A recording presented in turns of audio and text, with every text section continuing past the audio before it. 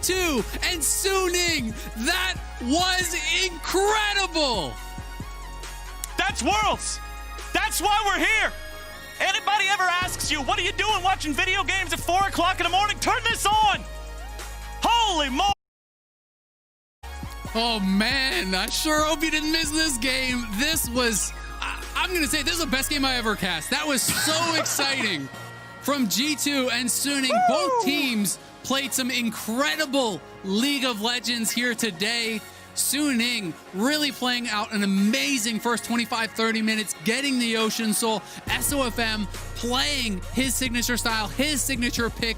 You felt like G2 were painted into a corner. You felt like G2 were gonna lose from there. But the coordination, the skirmishing, the ability they had to kite it out in these fights around the dragons is unmatched. That was just a thing of beauty here from the #1 team from Europe. Look at the excitement on Caps' face, man. What did I say? Damn, what Flowers. did I say about the LPL against G2 and how fun this would be to see? This is everything I wanted. Let's from go. This matchup. I need more games like this in my life. Run it back. Best game of Worlds so far. I know we're only on the second day of groups, but that's the best game of Worlds by a mile so far. What a matchup between G2 and Suning, man.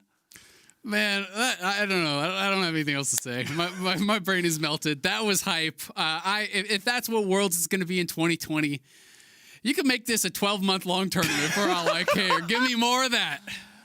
Oh, my goodness. All right. Well, now that the game has concluded, head to the hub on Spotify for all the League of Legends action, all in one place. Hear the sounds of League. Check out the League of Legends playlists and podcasts, including teasers for Untold Stories, a new exclusive podcast coming this October.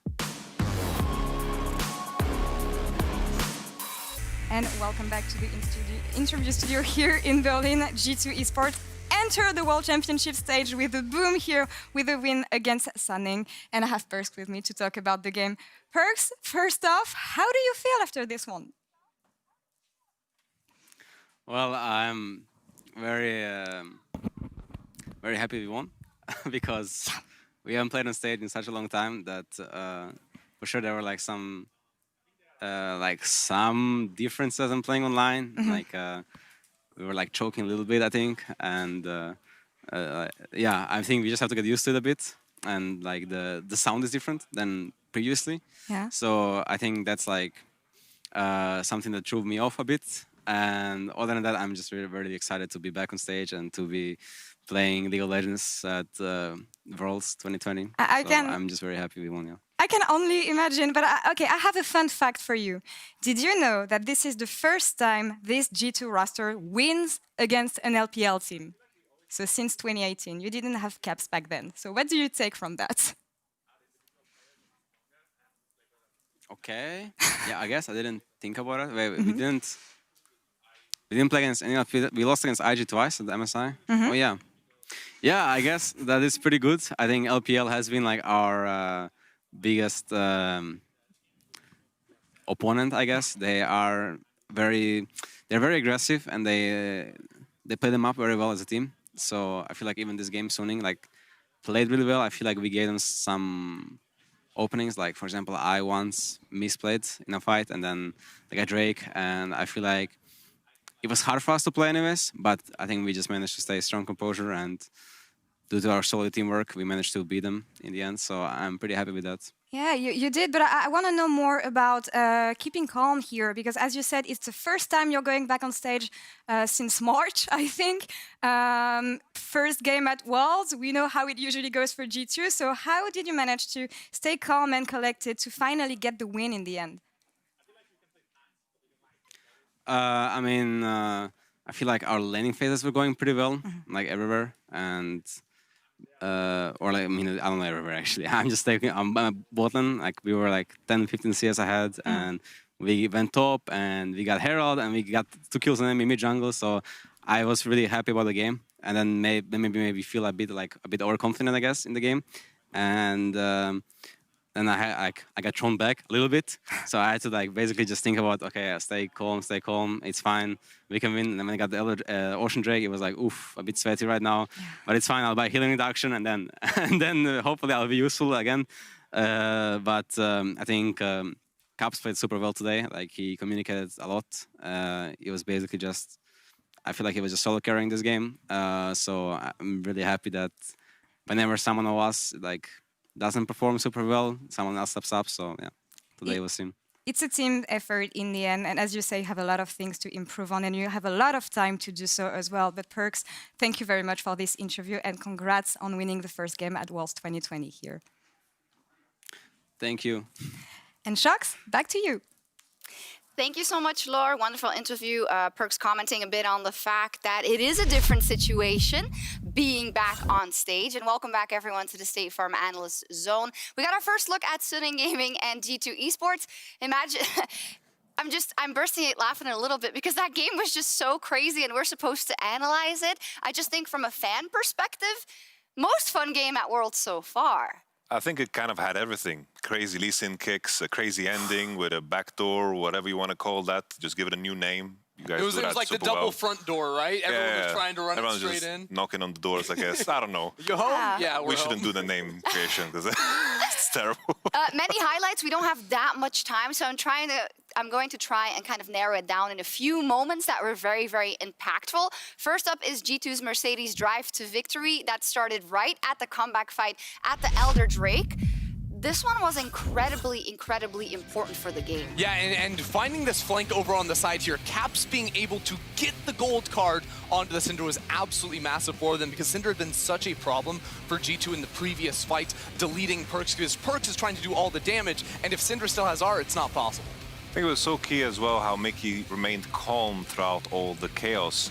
Now he's taking a new form. I saw that he's shaved, he removed that beard that he had, and feels like we have the Mickey of old. A Bard as a classic champion that he's always on, and finding those cues and always being the force that was always on point throughout this game meant so much in these fights. Even in this one, he managed to use Bardu twice. That's how much cooldown he had. And these fights were so incredibly close, and I think because of the nature of this post-game that we kind of look to the highlights of G2, but we have to remember that this was an incredibly close game where SOFM and Suning has gotten the better of G2 before these fights. Yeah, and this really was a comeback because Suning was in a commanding position. Perkz had gotten picked on so many times, whether it was, again, the Syndra one-shotting him or SOFM finding him on those kicks. So that's why we were even in this position where Suning had the Ocean Soul. Winning a game against Ocean Soul is really insanely difficult, but it was finding the Syndra and then just running and getting both the Elder Dragon and the Baron buff that allowed them to win. And also to say, we said, well, Caps versus Angel, this or that, but everyone on Suning also impressed me in terms of flanks in those earlier fights and the way they were able to pick G2 off. It did take, I don't want to say miracle because that's not it, but it did take a lot of very interesting and difficult plays, I think, for G2. Another example is this final fight, and then a base race of sorts, you know? I don't want to use the word too often, but this looked like Suning could just finish the game right here. Yeah, this was absolutely wild because right before this, G2 was in a situation where they had the Elder, they had the Nash, they were pushing for victory, but then just overextended. And then it turned into a situation where the minion just couldn't die because they scattered after the Bardle, they didn't know where to go, and these minions are still alive, so the turrets are falling, but then again, the carries fall, and then the chase with the Ezra and the TF ult.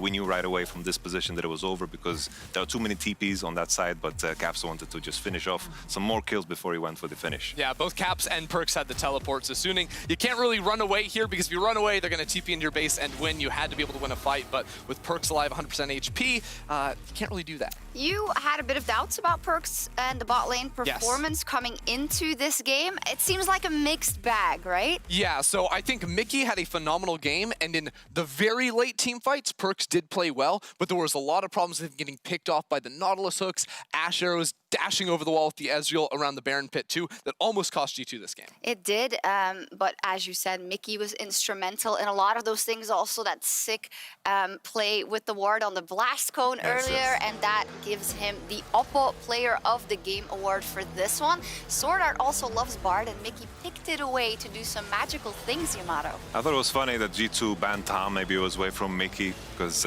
Bard is great into Tom, but nevertheless, the Bard performance was super, super good. I remember we're working with Mickey in his rookie split. Oh, he autos the control. You know, Bard was something that was permabanned against this guy, and now it's kind of revived, and it's something that we have to keep on the radar because Mickey had a stellar performance throughout the chaos. He was the pillar that stood tall. Beautifully put. It gave me memories of the putting the ward on the lantern when they played versus Uzi in 2018. Yeah. Shades of that, G2. Sick though, and also as we heard in the interview, kind of for G2, winning versus Vietnamese jungler, weird. Winning versus an LPL team, weird. Winning on the first day, weird. It's going a bit too well, I think. But yeah, something's very, very wrong here. And I think as a final note, Suning and G2 just looked like they were very evenly matched in a lot of that game, and I don't think we can take definitive kind of judgment on Suning or on G2 from this. Yeah, I mean, ultimately, I think the game right now is so focused on team fighting. We saw so many team fights. We saw both teams win and lose. It seems very closely You're matched. being Oscar music cued out. That's what they're doing. I guess we're taking a break. When we return, though, LEC's Rogue aim to take down LCK's top one. Do not go anywhere.